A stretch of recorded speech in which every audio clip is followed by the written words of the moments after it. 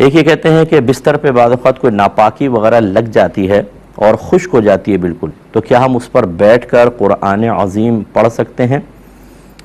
देखिए, अदब के ख़िलाफ़ है, अगरचे ना गुनाह है ना नाजायज़ है, और बल्कि ख़ास तौर पर अगर गद्दे पे जैसे बच्चे वगैरह पेशाब कर देते हैं, उस पर आपने एक चादर बिछा दी है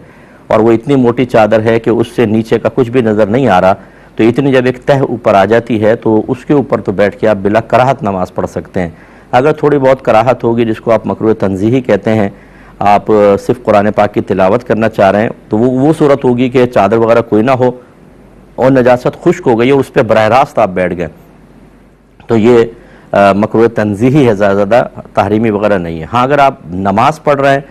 जैसे बहुत सारे बुज़ुर्ग होते हैं बैठ के नमाज़ पढ़ते हैं और हालत ये है कि गद्दे के ऊपर डायरेक्ट यानी नापाकी पर डायरेक्ट बैठ के पढ़ रहे हैं, तो फिर अगर वो ज़्यादा नजासत है तो लाजिम बात है कि नमाज नहीं होगी। यानी अगर 1 दिरहम से ज़्यादा है, दिरहम की मिक़दार आपको बताई थी, जो लिक्विड होती हैं जैसे पेशाब वगैरह, वो हथेली की गहराई के बराबर अगर हों तो 1 दिरहम है।